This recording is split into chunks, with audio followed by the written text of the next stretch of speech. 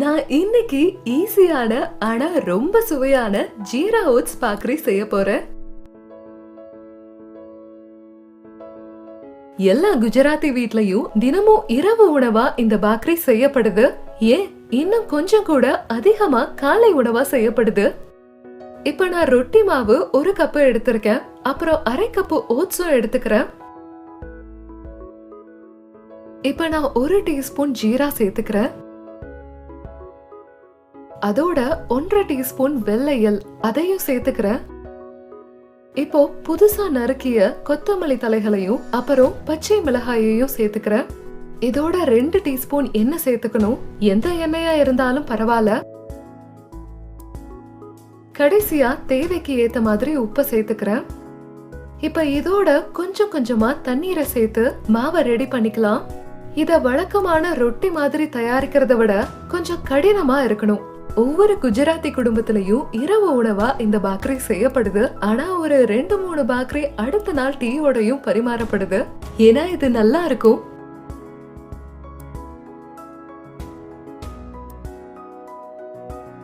இப்ப பாக்ரி மாவு தயாரா இருக்கு. இதுல இருந்து சின்ன சின்ன உருண்டைகளை செஞ்சுக்கலாம். உங்ககிட்ட கரகரப்பான பாக்ரி மாவு இருந்தா கூட அதை நீங்க தாராளமா பயன்படுத்திக்கலாம். ஆனா அது எல்லார்கிட்டயும் இருக்குமான்னு தெரியல. அதனால நான் ரொட்டி மாவையே பயன்படுத்திக்கிட்டேன். இப்போ பாக்ரிய குட்டி பந்துகளா உருட்டிக்கிறேன். எந்த பிளேட்டை நீங்க அதுக்காக பயன்படுத்துறீங்களோ அதுல கொஞ்சமா ஆயில சேர்த்துக்கோங்க. நான் பாக்ரிய வெறும் மாவுல எல்லாம் உருட்டல. பாக்ரி பெரிய உருண்டையா இருக்கிறத விட குட்டியா இருந்தாதான் ரொம்பவே டேஸ்டா இருக்கும். அதனால இத நம்ம குட்டி குட்டியாவே உருட்டிக்கலாம். இப்ப இது கூட கொஞ்சம் கொத்தமல்லி தலையையும் அப்புறம் வெள்ளை எல்லையும் தூவிக்கிறேன். இது இந்த பாக்ரிய ரொம்பவே அழகா காட்டும். இப்ப குட்டி பாக்ரிகள் உருட்டப்பட்டு ரெடியா இருக்கு. இதே போல மிச்சம் இருக்கிற எல்லா மாவையும் உருட்டிக்கிறேன்.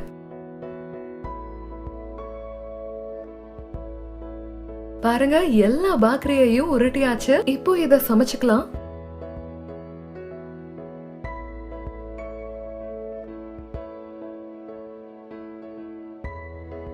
பாக்ரிய பரோட்டா மாதிரியே சமைச்சுக்கலாம்.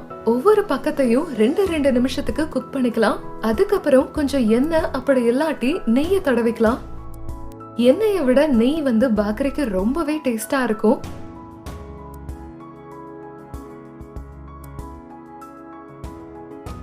இப்ப பாக்ரிய திருப்பி போட்டு கொஞ்சம் எண்ணெயை தடவணும். ஆக்சுவலா பாக்ரிய சமைக்க நிறைய வழிகள் இருக்கு. சில இடங்கள்ல அத ரொம்பவே டேஸ்டா பண்ணுவாங்க. அத பத்தின வீடியோ கூட நான் ரெடி பண்ணிருக்கேன். அந்த வீடியோ இன்னும் கொஞ்சம் வித்தியாசமாவே இருக்கும். இப்போ இது இன்னொரு பக்கமும் கோல்டன் பிரவுன் கலர் வர வரைக்கும் நல்லா குக் பண்ணிக்கணும். இப்போ பாருங்க, சுவையான பாக்ரி தயாரா இருக்கு. 2 பக்கமும் நமக்கு நல்ல கலர் கிடைச்சிருக்கு. இப்போ இந்த பாக்ரிய பிளேட்ல எடுத்து வச்சிடலாம்.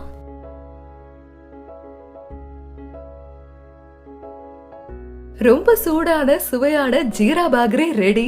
இன்னைக்கு இந்த ஜீரா பாக்ரிய தக்காளி கடலை சட்னி கூட ரெடி பண்ணிருக்கேன். ஆனா இந்த பாக்ரிய எல்லா விதமான குழம்பு, டீ, சூடான பால் கூடவும் சாப்பிட சுவையா இருக்கும். ஓகே, இப்ப இது தயாராயிருச்சு. சூடான ஜீரா ஓட்ஸ் பாக்ரி.